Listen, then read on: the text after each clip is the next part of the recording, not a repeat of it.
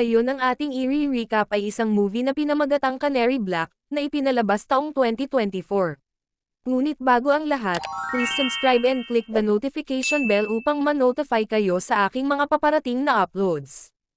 Nagsimula ang pelikula sa Tokyo, Japan, kung saan makikita ang isang mapanganib na babaeng ahente na nagngangalang Avery Graves. Nakatayo siya sa rooftop, na naghahanda para sa kanyang paparating na misyon. Palihim siyang pumasok sa isang gusali, at mabilis na pinatay ang gwardya. Pagkatapos ay hinarap niya ang kanyang target, na hinihiling na buksan ang kanyang safe. Maya-maya lang, ay pumasok ang isa pang gwardya, na nagbunsod ng seryosong away, ngunit mabilis din siyang pinatay ni Avery. Hinabol niya ang kanyang target na sinusundan ng bakas ng dugo, ngunit mas maraming gwardya ang lumalapit, na mabilis din niyang natalo. Sa wakas, naabutan niya ang kanyang target, at tinalo sa isang maikling labanan. Lumipat ang eksena sa Zagreb, Croatia, kung saan umuwi si Avery sa kanyang asawang si David. Nagyakapan ang dalawa at niregaluhan siya nito para sa anibersaryo ng kanilang kasal. Tingid sa kaalaman ni David, si Avery ay isang mapanganib na ahente. Kinabukasan, pumunta si Avery sa kanyang opisina, kung saan tinanong ng kanyang amo na si Jarvis, ang mga detalye tungkol sa kanyang kamakailang paglalakbay sa Tokyo. Pagkatapos ng kanilang pag-uusap, tumungo sila sa sikretong basement ng kanilang organisasyon. Doon ay sinabihan si Avery tungkol sa isang malaking assassination, na hindi alam ng agency kung sino ang may kagagawan. Pagkatapos, umuwi si Avery para mag-shopping, at sa pag-asang makasama si David. Ngunit sa kanyang pagdating, nakita niya ang kanyang bahay na magulo, at napagtanto na si David ay kinidnap. Nakatanggap siya ng tawag mula sa captor, na humiling na magnakaw siya ng mga classified CIA documents, na naglalaman ng kritikal na impormasyon, para iligtas ang buhay ni David. May 9 na oras si Avery para makuha ang mga file, kung hindi, papatayin ang kanyang asawa. Desperado, nakipag-ugnayan si Avery sa isang matagal ng kaibigan at isang bihasang hacker na si Sorina, para sa tulong sa pagsubaybay sa huling pumasok na tawag. Sinimulan ni Sorina ang pagsubaybay, kahit na magtatagal ito upang matukoy ang lokasyon. Bumalik si Avery sa headquarters, para hanapin ang intel sa Canary Black. Dahil iilang ahente lang ang may access, nagawa niyang mahak ang system, at kinuha ang impormasyong maaaring maging kapaki-pakinabang. Sa sandaling iyon, pinadalhan siya ni Sorina ng isang lokasyon, at si Avery ay tumungo roon, ngunit walang mahanap kundi isang telepono. Bigla siyang nakatanggap ng tawag mula sa captor na si Conrad Breznov, na nagpahayag na alam nila ang kanyang mga tricks. Ito pala ay isang bitag na may bomba sa lokasyon. Mabilis na napatigil ni Avery ang bomba, at ligtas na nakatakas. Lumipat ang eksena sa isang black site ng CIA, kung saan binisita ni Avery ang kapwa-ahente na nagngangalang Maxfield. Gusto niya ng detalyadong impormasyon mula sa isang assassin na nakakulong, ang tangi niyang paraan para ma-access ang kanilang database.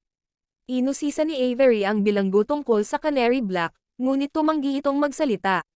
Dahil dito, pinilit ni Avery na kunin ang isa sa kanyang ngipin. Pumagitna si Maxfield, ngunit natalo siya ni Avery na pagkatapos ay nakatakas. Habang sinusuri ni Maxfield ang nabunot ng ngipin, nakita niya na meron itong butas, at napagtanto na may ninakaw si Avery sa loob nito.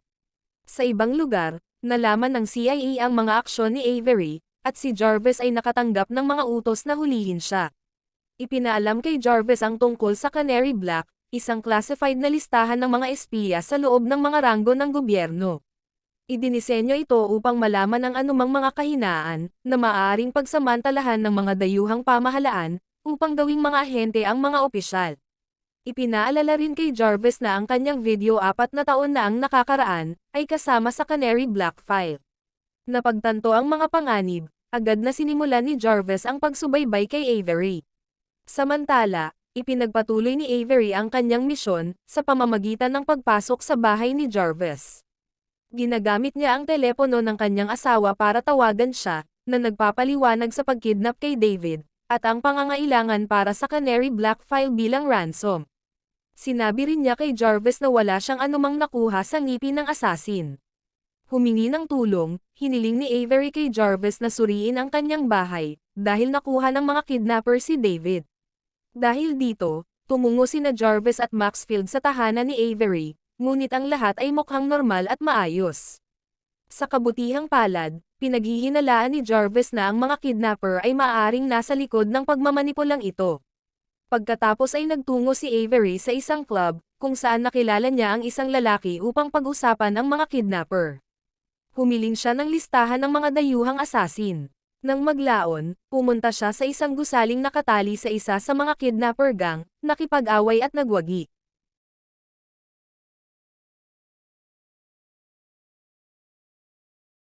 Di nagtagal, nakatanggap siya ng isang tawag mula sa kidnapper, na nagsasabi sa kanya na walang kapaki-pakinabang sa kanyang bag.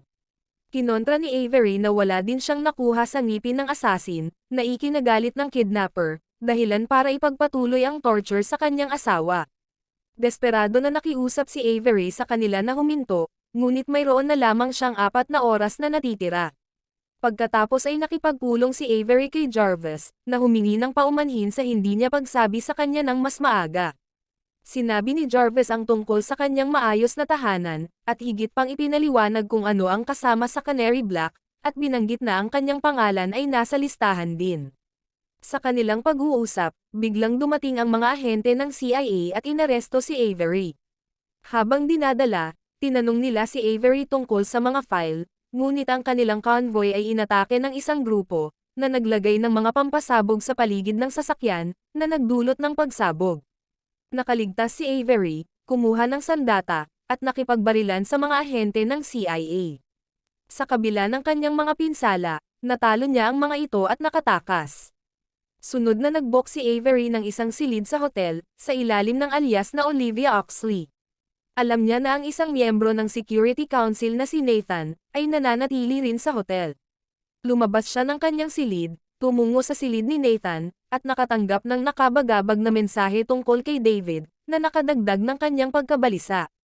Di nagtagal, dumating si Nathan sa silid, at nahuli siya ni Avery. Binusalan siya upang pigilan ang kanyang mga gwardya na marinig ang anumang hiyawan.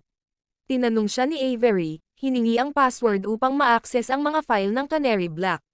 Nang tumanggi si Nathan, sinimulan niya itong pahirapan. Sa kalaunan, binigyan siya ng pekeng password, na nag-lock sa kanya sa labas ng system. Galit na galit, inatake muli ni Avery si Nathan, hanggang sa nawalan ito ng malay. Nakipag-ugnayan siya kay Serena para humingi ng tulong sa laptop, at tinawagan si Jarvis na pumayag na tumulong. Pagkatapos ay nakipagkita si Avery kay Serena, kung saan gumamit sila ng isang malaking drone, upang mabilis na magtipon ng intel na naglalayong makarating sa headquarters ng CIA. Matagumpay na na-access ni Avery ang mga file na konektado sa Canary Black, at sinimulang kopyahin ang lahat ng impormasyon. Sa ibang lugar, si Nathan na nagkamalay, ay natagpuang nakahandusay sa sahig ng kanyang mga bantay. Ipinaalam sa kanya ng kanyang assistant na si Elizabeth, ang tungkol sa plano ni Avery na magnakaw ng kritikal na impormasyon, at matagumpay itong nakopya ni Avery. Ngayon ay alam na ng lahat ng puwersang panseguridad ang kanyang lokasyon, kaya tumalon si Avery mula sa isang bintana. Tinulungan ni Serena na makatakas si Avery, ngunit ang drone ay natamaan ng mga gwardya ng CIA, na nagresulta sa paglanding ni Avery. Mabilis siyang nagnakaw ng sasakyan at tumakas. Samantala, sinubukan ni Nathan na magukay ng higit patungkol kay Avery, at nalaman niyang nakuha niya ang Canary Black file.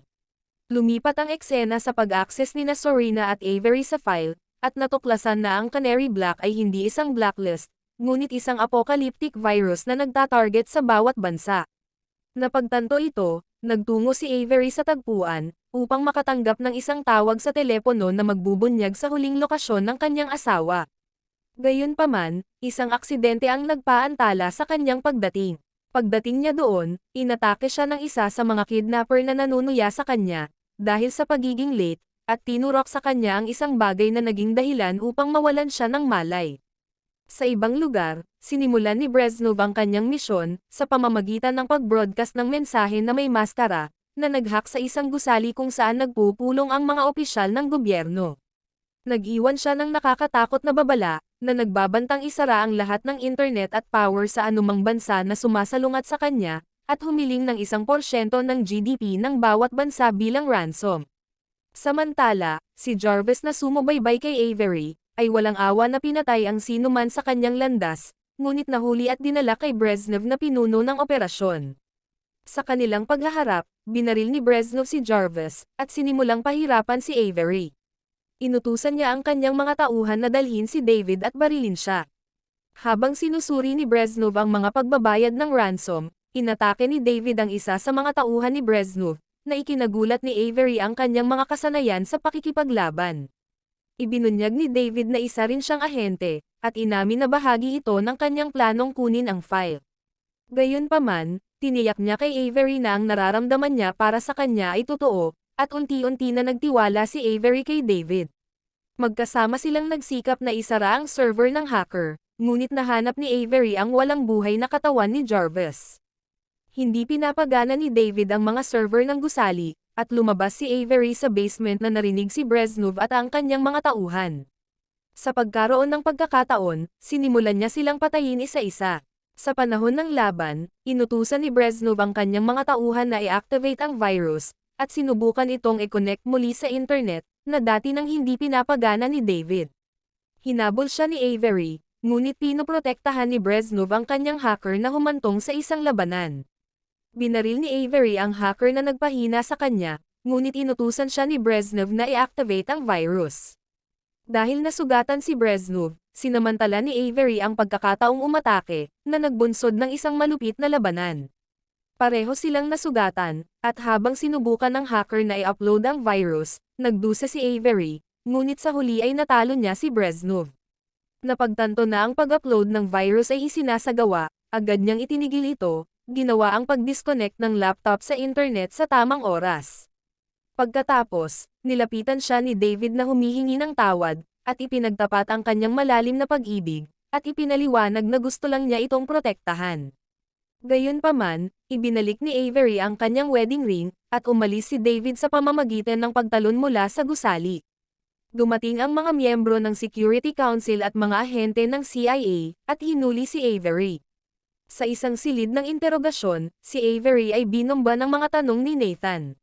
Nananatiling tahimik si Avery, hanggang sa pumasok ang isang babae at lumapit sa kanya na may dalang proposisyon, isang trabaho sa MI6.